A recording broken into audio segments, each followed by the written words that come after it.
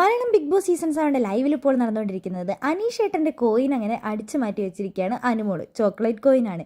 ഡീലുമായി സംസാരിക്കാനാണ് അനുമോൾ വന്നിരിക്കുന്നത്. അനീഷ് ഏട്ടാ, നമുക്കൊരു ഡീലിലെത്താം. അനീഷ് ഏട്ടൻ്റെ ചോക്ലേറ്റിൻ്റെ കോയിൻ അടിച്ചു മാറ്റിക്കൊണ്ട് പോയിരിക്കുകയാണ്. ആദിലേൻ്റെ കയ്യിലാണ് ഇപ്പോൾ അതുള്ളത്. അനീഷ് ഏട്ടന് ഞാനത് കണ്ടുപിടിച്ച് തരാം. പക്ഷേ അനീഷ് ഏട്ടന് എനിക്ക് 15 എണ്ണം എനിക്ക് തരണം. ഒരു ബാറ് അത് മൊത്തം എനിക്ക് തരണം.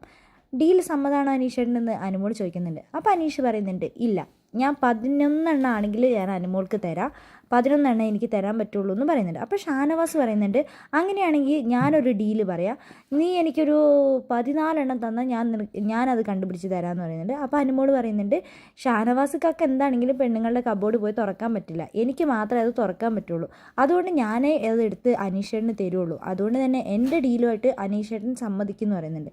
അപ്പോൾ അനീഷ് പറയുന്നുണ്ട്, ഇല്ല, ഞാൻ പറയുന്ന ഡീലേ ഞാൻ സമ്മതിക്കുള്ളൂ, ഞാൻ 11 അനുമോൾക്ക് തരും, 10 വേണമെങ്കിൽ ഷാനവാസിന് തരുന്നുണ്ട്. അപ്പോൾ ഷാനവാസ് പറയുന്നുണ്ട്, ഇല്ലല്ല, അത് ഞാൻ സമ്മതിക്കില്ല എന്ന് പറയുന്നുണ്ട്.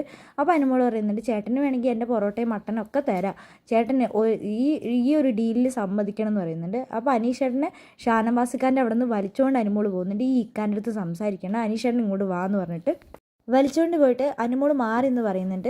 അങ്ങനെയാണെങ്കിൽ ഞാൻ 12 ഞാൻ ഉറക്കാം, ചേട്ടൻ അന്ന് എനിക്ക് 12 തരുമോ എന്ന് ചോദിക്കുന്നുണ്ട്. ഞാൻ 12 തരാം.